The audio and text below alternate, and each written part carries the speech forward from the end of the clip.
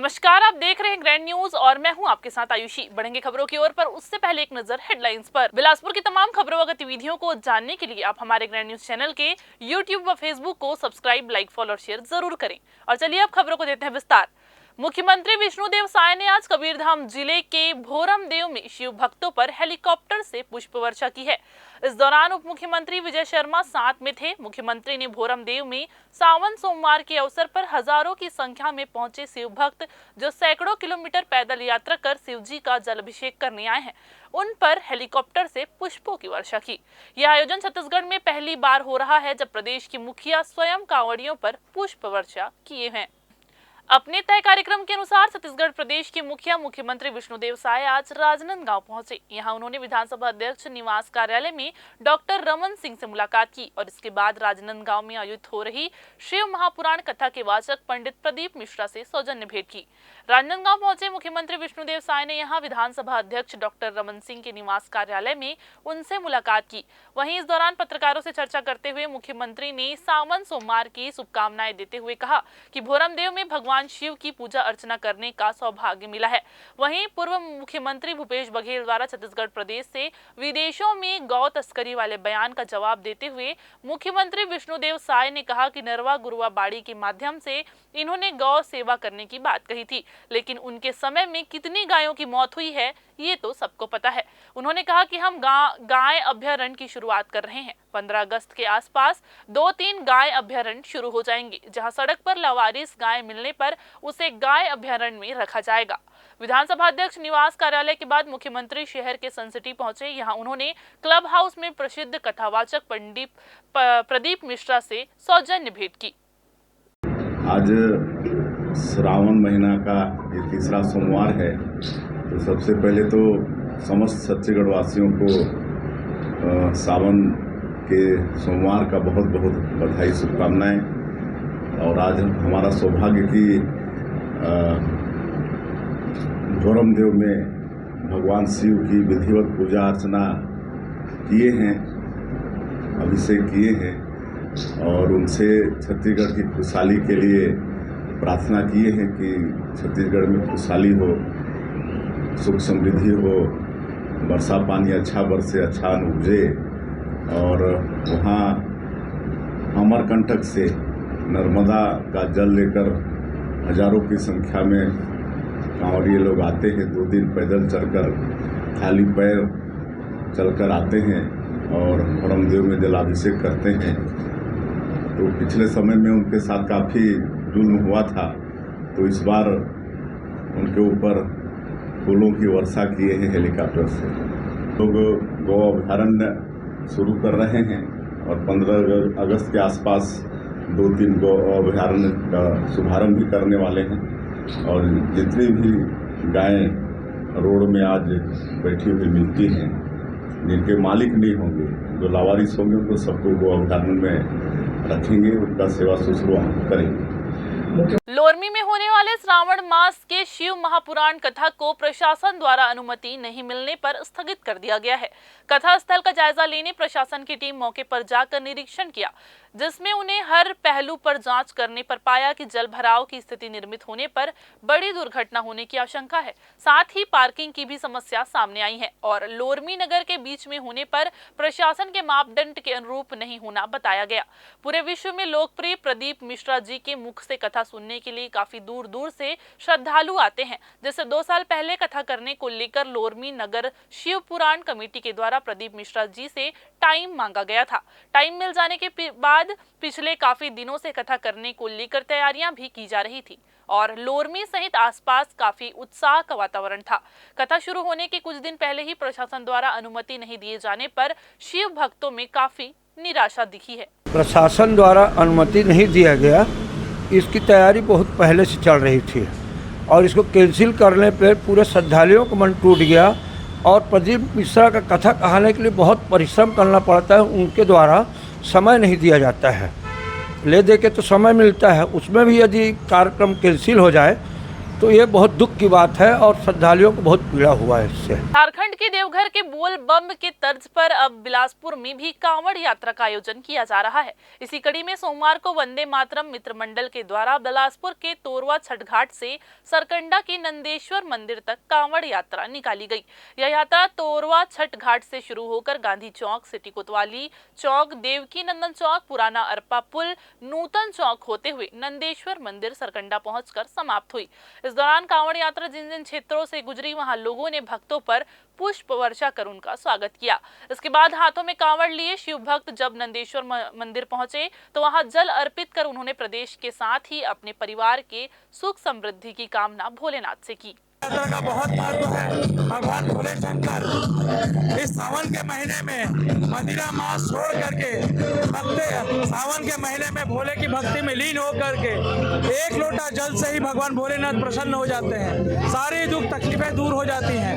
यही मान्यता है। इसी कारण हमने पिछले वर्ष से इस कांवड़ यात्रा को स्टार्ट किया है, शुरुआत की है और आगे भी इसको बड़े भव्य तरीके से आयोजित करने जा रहे हैं। ये कितना वर्ष है ये कांवड़ यात्रा का और किस तरह से इसमें सैलाब दिखता है भक्तों का? यह द्वितीय वर्ष है और इसमें जिस प्रकार का आप देख रहे हैं महिलाओं की संख्या ज्यादा है, बच्चों की संख्या ज्यादा है, तो धीरे धीरे संख्या लगातार बढ़ती जा रही है। भगवान भोले के भक्ति में सभी लीन है। ये थे भक्त कांवड़ जो यात्रा में मौजूद थे हमारे साथ। ये पीछे आप जो संत सैलाब देख रहे हैं, ये सुबह से ही जो छठ घाट से जब ये यात्रा शुरू हुई थी वहाँ से ये शुरू हुए हैं और लगातार अब ये नंदेश्वर मंदिर पहुँचने वाली है। सावन का जो ये कांवड़ यात्रा का ये शुरू हुआ है, एक तरीके से जो शहर में भक्ति का सैलाब इस समय नज़र आता है। दूर दूर तक देखिए ये जो नज़ारा है, लगभग आधा किलोमीटर तक की ये कांवड़ यात्रा है। पालकी भी निकाली गई है भगवान शिव की, जो एक तरीके से एक अलग ही यहाँ सुखद अनुभव का एहसास कराती है। हमारे साथ कांवड़ के कुछ यात्रा हैं, उनसे और जाने का। आप पहली बार शामिल हैं? दूसरी बार है मेरा। कैसा लगता है इस कांवड़? बहुत बढ़िया, अच्छा लग रहा है, बहुत अच्छा लगा। बार बार होते रहे हर बार। छठ घाट से ही शामिल हैं आप? जी नहीं, पिछले साल से शामिल है हम लोग। जी ये बताइए, सावन का महीना है, पूजा अर्चना करते हैं शिव की, कैसा महसूस होता है? बहुत अच्छा महसूस हो रहा है, भक्ति भाव महसूस हो रहा है, मन को अच्छा लगता है। ये शिव भक्तों की आपने कहा कि उनको एक सुखद अनुभव होता है और जब वे इस कांवड़ यात्रा में शामिल होकर जल चढ़ाते हैं तो उन्हें भी एक धार्मिक जो माहौल है वो नजर आता है। कैमरामैन राकेश मिश्रा के साथ आलोक अग्रवाल, ग्रैंड न्यूज, बिलासपुर। राष्ट्रीय शिक्षा नीति 2020 के इस सत्र से लागू हो गया है, लेकिन अब भी विद्यार्थियों को इसकी कम जानकारी है, जिसके बाद अब महाविद्यालय में शासन के द्वारा दीक्षारंभ आरंभ कार्यक्रम की शुरुआत की गई है। इसी कड़ी में सोमवार को समस्त महाविद्यालय में इस कार्यक्रम का आयोजन किया गया, जिसमें मुख्य अतिथि के तौर पर बिलासपुर विधायक अमर अग्रवाल शामिल हुए। इस दौरान उन्होंने विद्यार्थियों को बेहतर शिक्षा के लिए प्रोत्साहित करते हुए कहा कि शिक्षा को केवल शिक्षा नहीं बल्कि अपने भविष्य के तौर पर सोचकर चले तो आप निश्चित तौर पर सफलता हासिल कर सकते हैं। वहीं कार्यक्रम के संबंध में जानकारी देते हुए महाविद्यालय के प्राचार्य ने बताया कि यह कार्यक्रम निश्चित तौर पर विद्यार्थियों के लिए काफी लाभदायक रहने वाला है। ग्रेजुएशन, उसके बाद फिर आधे लोग खसक जाते हैं। पोस्ट ग्रेजुएशन तक कितने लोग जाते हैं? कितने लोग जाते हैं? हाँ, 10% एनरोलमेंट। क्यों?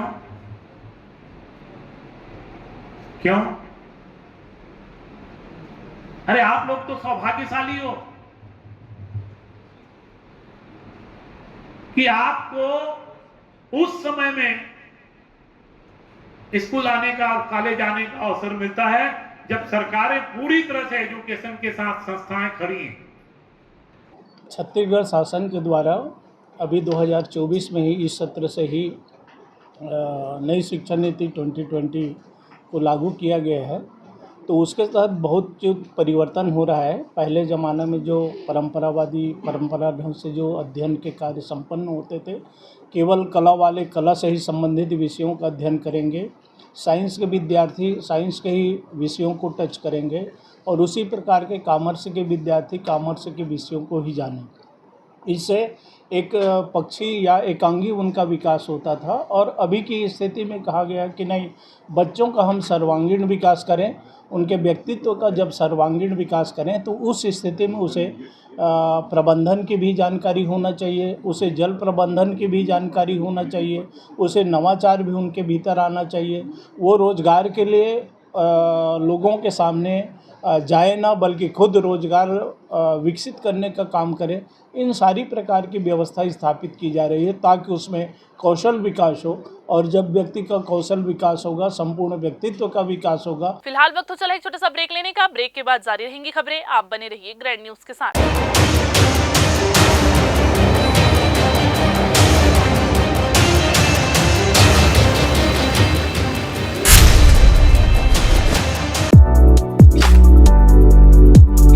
डीपी विप्र महाविद्यालय बिलासपुर का सर्वोत्कृष्ट महाविद्यालय है। बिलासपुर नहीं बल्कि छत्तीसगढ़ में ये सर्वोत्कृष्ट है, क्योंकि हमको नेक में 2 बार A ग्रेड प्राप्त हुआ है और अभी ये ऑटोनॉमस का दर्जा हमको प्राप्त हो गया।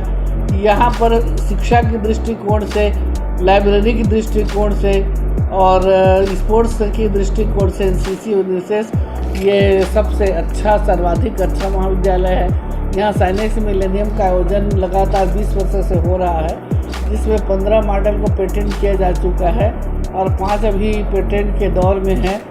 और सभी क्लास में स्मार्ट क्लास है और मेरिट की सूची में हमारे महाविद्यालय में से सर्वाधिक बच्चे मेरिट में रहते हैं। जनसंख्या के दृष्टिकोण से भी यहाँ लगभग 5000 बच्चे रेगुलर प्रवेश लिए हैं और 5000 प्राइवेट बच्चे परीक्षा देते हैं। और यहाँ पर समृद्ध लाइब्रेरी है, समृद्ध प्रयोगशाला है और अभी और 7 नए विषय हमको स्वीकृत हुआ है, जिसमें BPEd है, B.Liv है और बायोटेक्नोलॉजी में MSc है और MSW है और संस्कृत में UG में और बहुत सारे हमारे क्लास के लिए स्वीकृति मिला है। और हम पढ़ाई में कमज़ोर जो छात्र उसके लिए अतिरिक्त क्लास लगाते हैं। जो दूर दराज से आए हुए पिछड़े क्षेत्र से जो बच्चे हैं उनके फीस में हम छूट भी देते हैं। और हमारे महाविद्यालय में विभिन्न प्रकार के लगभग 25 से 30 प्रकार की छात्रवृत्ति दी जाती है। जो या तो खेल के क्षेत्र में अच्छा हो बच्चा या पढ़ाई के क्षेत्र में बहुत अच्छा जिसका प्रदर्शन हो, हम छात्रवृत्ति प्रदान करते हैं। और हमारी लाइब्रेरी में लगभग 50,000 पुस्तकें हैं। तो सुबह 8 बजे से लेकर के 5 बजे शाम तक लाइब्रेरी खुली रहती है, जिसमें निःशुल्क हमारे बच्चे आके पढ़ सकते हैं। संगीत है, कराटे है और योग की निःशुल्क शिक्षा दी जाती है। और जितने बच्चों के व्यक्तित्व विकास के लिए होना चाहिए, हमारे एलुमनी के विद्यार्थी हमारा साथ देते हैं और उनके सहयोग से महाविद्यालय में अनुशासन बना रहता है। उत्कृष्ट यहाँ का सांस्कृतिक कार्यक्रम होता है और हर साल हम मोटिवेट करने के लिए बच्चों को अच्छे से अच्छे लोगों को बुलाते हैं। जैसे लगातार हमने कुमार विश्वास जी को बुलाया, सुरेंद्र दुबे जी को बुलाए, मीर अली मीर जी को बुलाए और पहले से ही विमल मित्र जी आए थे, हरिवंश राय बच्चन आए थे, यज्ञ जी आ गए हैं, महादेव वर्मा जी यहाँ पर आ गए हैं, शिवमंगल सिंह सुमन आ गए हैं, विद्या निवास मिश्र जी आ गए हैं। तो हमारा उद्देश्य बच्चों को वैज्ञानिक दृष्टिकोण प्रदान करना, प्रौद्योगिकी के क्षेत्र में आगे बढ़ाना और कौशल उन्नयन के लिए भी हम अलग अलग क्लास लगाते हैं। हम वैल्यू एडेड कोर्स भी चला रहे हैं और इस साल हम लोग नई शिक्षा नीति के लिए जो सरकार का प्रॉस्पेक्टस है उसको पूर्ण रूप से फॉलो करने के लिए तैयार हैं, जिसमें 4 ग्रुप है, कोर ग्रुप है, जेनेरिक ग्रुप है, वैल्यू एडेड ग्रुप है और स्किल डेवलपमेंट ग्रुप है।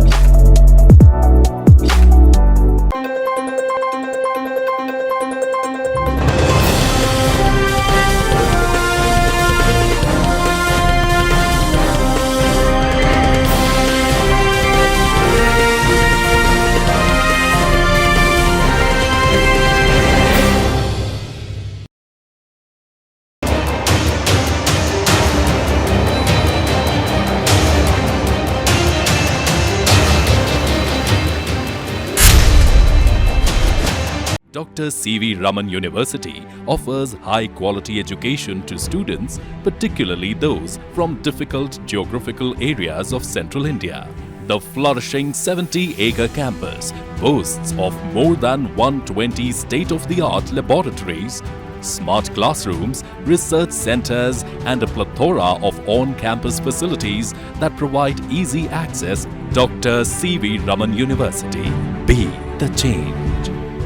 ब्रेक के बाद आप सभी का स्वागत है। सकरी थाना क्षेत्र में एक ही परिवार के बीच आपस में किसी बात को लेकर विवाद हो गया। देखते ही देखते विवाद मारपीट में बदल गया और एक की जान भी चली गई। आपको बता दें कि कल रात्रि 1 बजे सूर्यवंशी मोहल्ले के एक ही परिवार के 2 पक्षों में मारपीट हो गई, जिससे रामायण सूर्यवंशी को चाचा और भतीजे रामकुमार, राजेश और योगेश ने मिलकर मारपीट और जानलेवा हमला किया, जिसमें रामायण घायल और मूर्छित हो गया।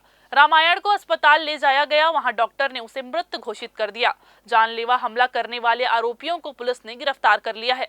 ये झगड़ा हो तो हमारे घर धराई, हमारे घर में डंडा मारे रहे, वो डंडा को धरी तो हमारा दमान कहना है डंडा वंडा मार लो भाई हमारा पुलिस केस हो जाए, ऐसे कही तो डंडा के लूटे कही तो कालर वाला पकड़ के दमान दे के मारे लगी। समझे आर तो मार दी सो यहाँ वो लड़की मन का घर में झीक के लेके हमारे दमान का हमारे गेट वेट का पूरा तोड़ टार के और बेटी मन का सब कुर्सी उर्सी सब का तोड़ टार के ये कर दे। सकरी थाना क्षेत्र में सूर्यवंशी मोहल्ले में 2 पारिवारिक भाई के परिवार में विवाद हुआ था, जिसमें रामायण सूर्यवंशी को 3 जो चाचा भतीजा हैं राजेश, रामकुमार और योगेश, इन लोगों ने मिलकर लगभग रात्रि 1:30-2 बजे उसके साथ मारपीट किया और जिसे अस्पताल ले जाया गया। डॉक्टर ने मृत बताया। इसमें पुलिस के द्वारा अपराध दर्ज करके और उसका मर्ग पंचनामा कराया गया है और तीनों आरोपियों को जो है गिरफ्तार कर लिया गया है। एक बार फिर से मवेशियों की सड़क दुर्घटनाओं में मौत होने का मामला सामने आया है। जी हां, यह पूरी घटना सिपत थाना क्षेत्र अंतर्गत ग्राम पंचायत कुली की है, जहां सिपत से बलौदा की ओर जा रहे अज्ञात वाहन द्वारा रोड में मवेशियों को ठोकर मारने के फलस्वरूप कुछ मवेशियों की मृत्यु हो गई एवं कुछ मवेशी घायल भी हो गए, जिस पर से प्रार्थी की रिपोर्ट पर थाना सिपत में सुसंगत धाराओं में अपराध पंजीबद्ध कर विवेचना में लिया गया है। अज्ञात वाहन चालक की पता तलाश करने थाना बलौदा को सूचित किया गया है एवं आसपास के सीसीटीवी फुटेज भी खंगाले जा रहे हैं। थाना सिपत क्षेत्र अंतर्गत ग्राम कुली में सिपत से बलौदा की ओर जा रहे अज्ञात वाहन द्वारा रोड में कुछ मवेशियों को ठोकर मारने से कुछ की मृत्यु हो गई है एवं कुछ मवेशी घायल हैं, जिस पर से थाना सिपत में अपराध पंजीबद्ध कर विवेचना में लिया गया है।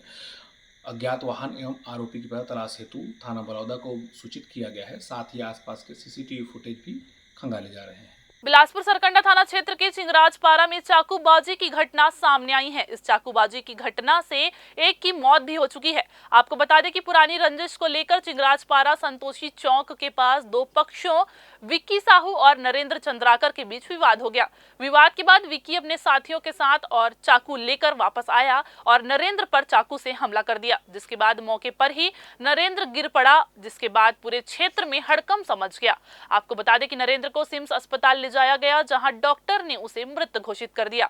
सरकंडा पुलिस ने इस मामले में शामिल आरोपियों को गिरफ्तार कर लिया है। सरकंडा थाना क्षेत्र में चिंगराजपारा में शराब एवं नाइट्रा इत्यादि सूखा नशा करके 2 पक्षों में मामूली बात को लेकर वाद विवाद हुआ था, जिस पर लड़ाई झगड़े में एक व्यक्ति नरेंद्र चंद्राकर को चाकू मार दिया गया था, जिसे अस्पताल ले जाया गया।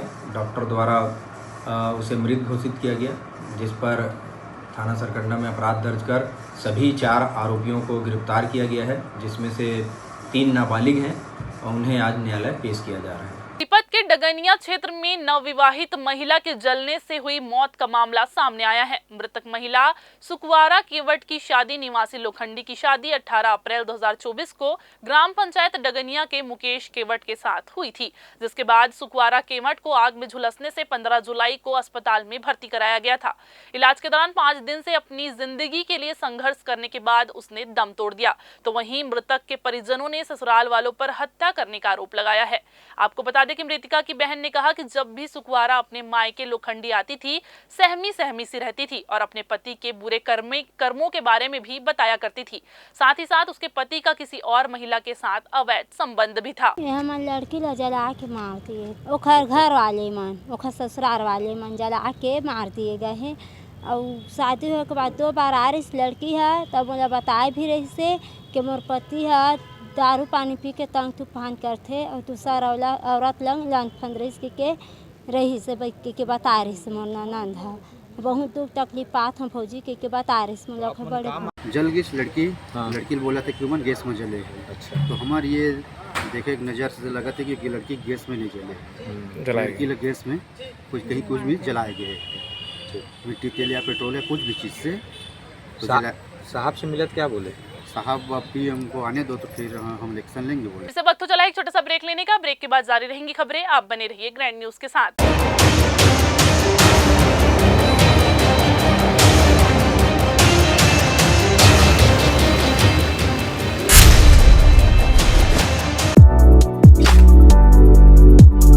डीपी विप्र महाविद्यालय बिलासपुर का सर्वोत्कृष्ट महाविद्यालय है। बिलासपुर नहीं बल्कि छत्तीसगढ़ में ये सर्वोत्कृष्ट है, क्योंकि हमको नेक में 2 बार A ग्रेड प्राप्त हुआ है और अभी ये ऑटोनॉमस का दर्जा हमको प्राप्त हो गया। यहाँ पर शिक्षा की दृष्टिकोण से, लाइब्रेरी की दृष्टिकोण से और स्पोर्ट्स की दृष्टिकोण से NCC विशेष ये सबसे अच्छा, सर्वाधिक अच्छा महाविद्यालय है। यहाँ साइनेक्स मिलेनियम का आयोजन लगातार 20 वर्षों से हो रहा है, जिसमें 15 मॉडल को पेटेंट किया जा चुका है और 5 अभी पेटेंट के दौर में है। और सभी क्लास में स्मार्ट क्लास है और मेरिट की सूची में हमारे महाविद्यालय में से सर्वाधिक बच्चे मेरिट में रहते हैं। जनसंख्या के दृष्टिकोण से भी यहाँ लगभग 5000 बच्चे रेगुलर प्रवेश लिए हैं और 5000 प्राइवेट बच्चे परीक्षा देते हैं। और यहाँ पर समृद्ध लाइब्रेरी है, समृद्ध प्रयोगशाला है और अभी और 7 नए विषय हमको स्वीकृत हुआ है, जिसमें BPEd है, B.Liv है और बायोटेक्नोलॉजी में MSc है और MSW है और संस्कृत में UG में और बहुत सारे हमारे क्लास के लिए स्वीकृति मिला है। और हम पढ़ाई में कमज़ोर जो छात्र उसके लिए अतिरिक्त क्लास लगाते हैं। जो दूर दराज से आए हुए पिछड़े क्षेत्र से जो बच्चे हैं उनके फीस में हम छूट भी देते हैं। और हमारे महाविद्यालय में विभिन्न प्रकार के लगभग 25 से 30 प्रकार की छात्रवृत्ति दी जाती है, जो या तो खेल के क्षेत्र में अच्छा हो बच्चा या पढ़ाई के क्षेत्र में बहुत अच्छा जिसका प्रदर्शन हो, हम छात्रवृत्ति प्रदान करते हैं। और हमारी लाइब्रेरी में लगभग 50,000 पुस्तकें हैं। तो सुबह 8 बजे से लेकर के 5 बजे शाम तक लाइब्रेरी खुली रहती है, जिसमें निःशुल्क हमारे बच्चे आके पढ़ सकते हैं। संगीत है, कराटे है और योग की निःशुल्क शिक्षा दी जाती है। और जितने बच्चों के व्यक्तित्व विकास के लिए होना चाहिए, हमारे एलुमनी के विद्यार्थी हमारा साथ देते हैं और उनके सहयोग से महाविद्यालय में अनुशासन बना रहता है। उत्कृष्ट यहाँ का सांस्कृतिक कार्यक्रम होता है और हर साल हम मोटिवेट करने के लिए बच्चों को अच्छे से अच्छे लोगों को बुलाते हैं। जैसे लगातार हमने कुमार विश्वास जी को बुलाया, सुरेंद्र दुबे जी को बुलाए, मीर अली मीर जी को बुलाए और पहले से ही विमल मित्र जी आए थे, हरिवंश राय बच्चन आए थे, यज्ञ जी आ गए हैं, महादेव वर्मा जी यहाँ पर आ गए हैं, शिवमंगल सिंह सुमन आ गए हैं, विद्या निवास मिश्र जी आ गए हैं। तो हमारा उद्देश्य बच्चों को वैज्ञानिक दृष्टिकोण प्रदान करना, प्रौद्योगिकी के क्षेत्र में आगे बढ़ाना और कौशल उन्नयन के लिए भी हम अलग अलग क्लास लगाते हैं। हम वैल्यू एडेड कोर्स भी चला रहे हैं और इस साल हम लोग नई शिक्षा नीति के लिए जो सरकार का प्रॉस्पेक्टस है उसको पूर्ण रूप से फॉलो करने के लिए तैयार हैं, जिसमें 4 ग्रुप है, कोर ग्रुप है, जेनेरिक ग्रुप है, वैल्यू एडेड ग्रुप है और स्किल डेवलपमेंट ग्रुप है।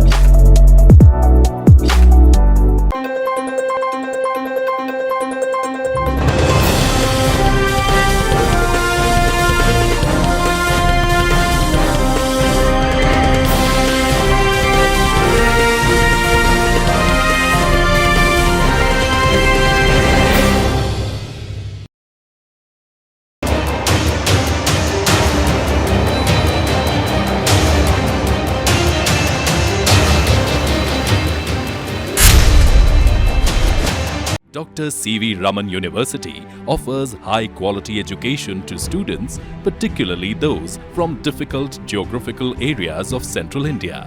The flourishing 70-acre campus boasts of more than 120 state-of-the-art laboratories, smart classrooms, research centers, and a plethora of on-campus facilities that provide easy access. Dr. C.V. Raman University. Be the change. Break के बाद आप सभी का एक बार फिर से स्वागत है। 2 अगस्त से 4 अगस्त तक आयोजित रेफरी एवं रिफ्रेशर प्रोग्राम में आंध्र प्रदेश के इंटरनेशनल रेफरी ने 3 दिनों तक विभिन्न जिलों से आए ताइक्वांडो खिलाड़ियों को प्रशिक्षण दिया। प्रशिक्षण देने पहुंचे इंटरनेशनल रेफरी ने कहा कि छत्तीसगढ़ ताइक्वांडो संघ के सेक्रेटरी मंजीत पुरी गोस्वामी का मैं दिल से धन्यवाद करता हूं, जिन्होंने ताइक्वांडो को न सिर्फ छत्तीसगढ़ में बढ़ावा दिया बल्कि प्रदेश के युवाओं के तन मन दिल में ताइक्वांडो को लेकर एक जज्बा जगाया है, जिसके चलते आज छत्तीसगढ़ के युवा भी डिस्ट्रिक्ट, स्टेट से लेकर नेशनल ताइक्वांडो ओलंपिक गेम्स में हिस्सा ले रहे हैं और छत्तीसगढ़ का नाम भी रोशन कर रहे हैं। इसी तरह उन्होंने भी विभिन्न जिलों से आए ताइक्वांडो के खिलाड़ियों को रेफरी सेमिनार एवं रिफ्रेशर कोर्स के जरिए प्रशिक्षण दिया। प्रशिक्षण के बाद अतिथि के रूप में एवं खिलाड़ियों को प्रशिक्षण देने शामिल हुए इंटरनेशनल रेफरी को शॉल एवं श्रीफल देकर सम्मानित किया गया। एवं रिफ्रेशर कोर्स का आयोजन हमने 2 अगस्त से 4 अगस्त तक के बिलासपुर में आयोजित किया है। इस सेमिनार में प्रशिक्षण देने के लिए आंध्र प्रदेश से इंटरनेशनल रेफरी श्री संतोष श्रीरंगम को हमने आमंत्रित किया था, जो ताइक्वांडो फेडरेशन ऑफ इंडिया के माध्यम से यहाँ पे आए थे। 3 दिनों को सेमिनार में तकरीबन हमारे जो 45 विभिन्न जिलों से आए हुए जो वरिष्ठ खिलाड़ी और जो रेफरी हैं उनको ट्रेनिंग दिया गया है।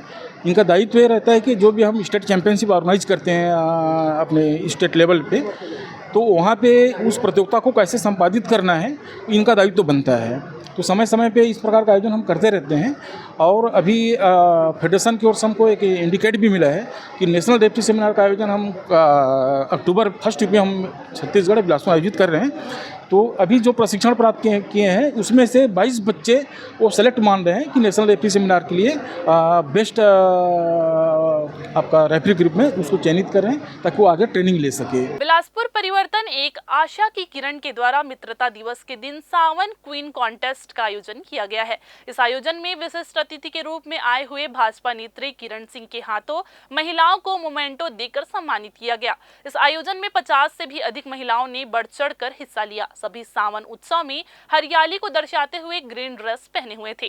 कार्यक्रम का शुभारंभ सरस्वती वंदना से किया गया। उसके बाद सभी महिलाओं के द्वारा रैंप वॉक भी किया गया। विशिष्ट अतिथि किरण सिंह ने बताया कि सभी अपना अपना टैलेंट दिखाया करती हैं और अपना परिचय भी दिया। इस प्रतियोगिता में 3 कैटेगरी में सावन सुंदरियों का चयन किया गया ताकि सभी उम्र की महिलाओं को विजेता बनने का मौका मिल सके। प्रथम कैटेगरी में 30 से 40 साल की उम्र वाली महिलाओं में से एक रैनी क्वीन, 40 से 50 वर्ष की महिलाओं में एक सावन क्वीन, 50 से अधिक उम्र की महिलाओं में से एक मानसून क्वीन का चयन किया गया, जिसमें जजों द्वारा निष्पक्ष रूप से परिणाम निकाला गया है। इसमें रैनी क्वीन तानी शिवहरे एवं सावन क्वीन अनामिका अग्रवाल रही, तो वहीं मानसून क्वीन अंजलि रावलानी रही। इस कार्यक्रम में विशिष्ट अतिथि बीजेपी नेत्री किरण सिंह और international glam iconic award winner चुन्नी मौर्य उपस्थित रही। परिवर्तन एक आशा की किरण की ओर से हम लोगों ने सावन कॉन्टेस्ट रखा था, जिसमें मानसून क्वीन, रेनी क्वीन और सावन क्वीन का चयन किया गया। मानसून क्वीन और रेनी क्वीन, सावन क्वीन, ये तीनों हम लोगों ने इस हिसाब से निकाले कि सब लोग क्या करते हैं, कंपटीशन रखते हैं और उसमें 3 विनर निकालते हैं। और हम लोगों ने क्या किया कि सभी एज वालों को, सभी कैटेगरी वालों को मौका मिले क्वीन बनने का, इसलिए हम लोगों ने सावन क्वीन, मानसून क्वीन और रेनी क्वीन का चयन किया है। परिवर्तन एक आशा की किरण के द्वारा आज सावन क्वीन का यहाँ पे आयोजन किया गया, जिसमें 40+, 30+, 50+ की महिलाओं ने पार्टिसिपेट किया और उन सबको उनके वेशभूषा, स्माइल के आधार पर उन सबको विजयी बनाया गया। हम सभी कॉन्टेस्ट के लिए काफ़ी अच्छा आयोजन रहा। ये आयोजन हमारी प्रीति ठक्कर जी और किरण जी के द्वारा किया गया।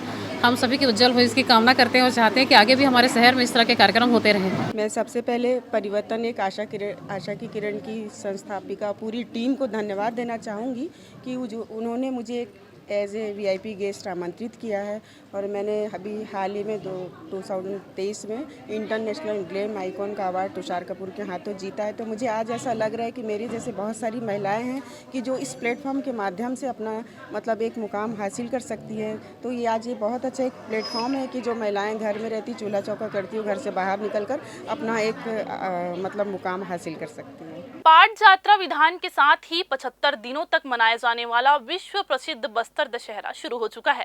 जी हां, हरियाली अमावस्या के मौके पर बस्तर की आराध्य देवी मां दंतेश्वरी मंदिर के प्रांगण जगदलपुर में पाठ यात्रा पूजा विधान के साथ ही 75 दिवसीय विश्व प्रसिद्ध ऐतिहासिक बस्तर दशहरा पर्व शुरू हो गया है। बस्तर दशहरा पर्व के इस प्रथम पूजा विधान में बस्तर सांसद एवं बस्तर दशहरा समिति के अध्यक्ष महेश कश्यप, महापौर सफीरा साहू सहित अन्य जनप्रतिनिधियों और बस्तर दशहरा पर्व समिति के पारंपरिक सदस्य, मांझी चालकी, मेंबरीन, पुजारी, गायता, जिला कलेक्टर विजय दयाराम के, जिला पंचायत सीईओ प्रकाश सर्वे एवं जिला प्रशासन के अधिकारियों के साथ ही बड़ी संख्या में जन समुदाय शामिल हुए। हम आपको बता दें कि ऐतिहासिक बस्तर दशहरा पर्व के पहले पूजा विधान पाठ यात्रा में रथ निर्माण के लिए बनाए जाने वाली लकड़ी, ठुरलू, खोटला तथा अन्य औजारों का परंपरागत तरीके से पूजा अर्चना कर रस्म पूरी की गई। इसके साथ ही विश्व प्रसिद्ध ऐतिहासिक बस्तर दशहरा पर्व शुरू हो गया है, जो इस वर्ष करीब 75 दिवस तक पूरे आस्था और श्रद्धा के साथ मनाया जाएगा। बस्तर दशहरा पर्व के प्रमुख पूजा विधानों को निर्धारित तिथि के अनुसार संपन्न भी किया जाएगा, जिसके तहत आगामी 16 सितंबर को डेरी गढ़ाई रस्म, 2 अक्टूबर को काछन गादी पूजा विधान, 3 अक्टूबर को कलश स्थापना, 4 अक्टूबर को जोगी बिठाई रस्म पूरी की जाएगी। इसके बाद 10 अक्टूबर को बेल पूजा, 11 अक्टूबर को निशा यात्रा एवं महालक्ष्मी पूजा विधान, 12 अक्टूबर को कुंवारी पूजा विधान, जोगी उठाई और मावली पर घाव पूजा विधान होगी। ऐतिहासिक बस्तर दशहरा पर्व के दौरान 13 अक्टूबर को भीतर रैनी पूजा एवं रथ परिक्रमा पूजा विधान, 14 अक्टूबर को बाहर रैनी पूजा विधान, 15 अक्टूबर को काछन यात्रा और मुरिया दरबार तथा 16 अक्टूबर को कुटुंब यात्रा पूजा विधान पूरी की जाएगी और 19 अक्टूबर को माई दंतेश्वरी की विदाई के साथ ही विश्व प्रसिद्ध ऐतिहासिक बस्तर दशहरा पर्व संपन्न हो जाएगा। आराध्य माई दंतेश्वरी और मावली माता की कृपा से जो हमारे बस्तर का विश्व प्रसिद्ध ऐतिहासिक दशहरा पर्व का आज आगाज हो चुका है, जो कि पाठ यात्रा और टुरलू होटला का पूजा विधान जो विधि विधान से भी पूजन हुआ है। हमारे जो पारंपरिक रथ निर्माण यहाँ से करते हैं बेड़ा उमर गांव के पुजारी बड़े परिवार से और यहाँ के पुजारी लोग उपस्थित रहे और जो विधि विधान सदियों से चला रहा है उस परंपरा के अनुसार पूजा विधान हुआ है और यहाँ मेंबरीन पूरे माजी और सभी नगर के गणमान्य उपस्थित हैं। और जिस प्रकार से निरंतर यह दशहरा विश्व प्रसिद्ध दशहरा का आयोजन होता आ रहा है, इस वर्ष भी 77 दिन का यह दशहरा महापर्व का आयोजन होगा। और हमारा जो दशहरा है, क्योंकि हम बस्तर विभिन्न इतना बड़ा विशाल बस्तर क्षेत्र जो केरल राज्य से बड़ा, इजराइल बेल्जियम से बड़ा क्षेत्रफल होने के बाद भी बस्तर के सभी समाजों को सभी को जोड़ के रख के जो ऐतिहासिक जो परंपरा है 600 साल से उसको निर्विवाद रूप से निभाया जा रहा है। इस वर्ष भी यह दशहरा महापर्व का आयोजन निर्विवाद रूप से संपन्न होगा। शुरुआत आज से हुआ है। हरेली अमावस्या के त्योहार पर अवसर पर आज पहला रस्म जो होता है पाठ यात्रा आज शुरुआत हुआ है और बहुत अच्छे से सभी मांझी चालकी मेंबरीन लोगों के समक्षम और सभी जनप्रतिनिधि और माननीय सांसद जी के समक्षम आज एक रस्म का पहला रस्म जो है संपन्न हुआ है और पूरे 77 दिन ये लगातार अलग अलग रस्मों में ये पूरा बस्तर दशहरा मनाया जाएगा। आज के दिन से विधिवत तरीके से सभी रस्में शुरू भी हो जाएगी। मैं बस्तर अंचल के सभी रहवासियों को, निवासियों को बस्तर के शुरुआत के अवसर पर सभी को बहुत बहुत शुभकामनाएं और बधाई देना चाहूंगा। साथ ही साथ में बाहर से आने वाले हमारे सभी सैलानियों को भी एक आह्वान देना चाहूंगा कि बस्तर दशहरा में जरूर आए और यहाँ के रीति रिवाज, यहाँ के संस्कृति और यहाँ की जो रहन सहन को जाने अच्छे से और यहाँ के चीजों को बाहर तक ले जाए। इस आशा के साथ उनको आह्वान भी देता हूँ। और रही बात खर्च की, पिछले साल में लगभग 1.25 करोड़ के आसपास का खर्चा हम लोगों ने एक्सपेक्ट किया था और 140 के आसपास खर्चा बैठा था। इस बार भी लगभग उसी के आसपास हम लोग इसको देखें।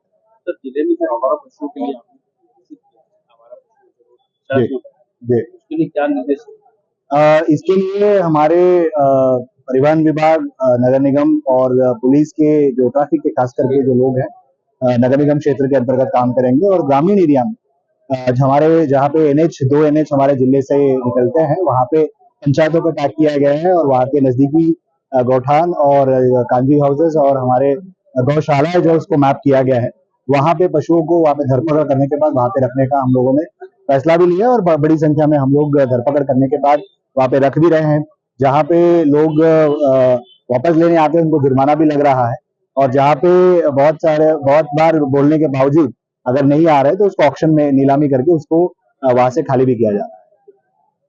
चर्च की जमीन से मकान बनाकर रहने वाले मसीह समाज के घर को किसी शख्स द्वारा तोड़वा दिया गया है। इस मामले ने तूल पकड़ लिया है। आपको बता दें कि डिसाइपल चर्च, जो कि सिविल लाइन थाना क्षेत्र अंतर्गत मौजूद है, चर्च की जमीन पर वहां समाज के ही जसवंत मसीह का परिवार कई वर्षों से निवासरत है। उसके मकान को किसी अज्ञात व्यक्ति समूह द्वारा अनाधिकृत कृत्य करते हुए जसवंत मसीह के मकान को बुलडोजर अथवा जेसीबी के माध्यम से तोड़ दिया है, जिसके बाद जसवंत व उसके परिवार वालों को टेंट लगाकर रहना पड़ रहा है। इसी बात की जानकारी जब चर्च के प्रभारी को हुई तब उन्होंने रायपुर से बिलासपुर पहुंचकर मामले को समझा और रिपोर्ट दर्ज कराया। तो वहीं इस बात से रोष पूरे समाज में फैल चुका है और क्रिश्चियन समुदाय के लोग ने थाना का भी घेराव कर दिया है, जिसके बाद सिविल लाइन थाने में हलचल सा मच गया है और फिर अफरा तफरी के बीच एफआईआर दर्ज करने की बात कही गई है।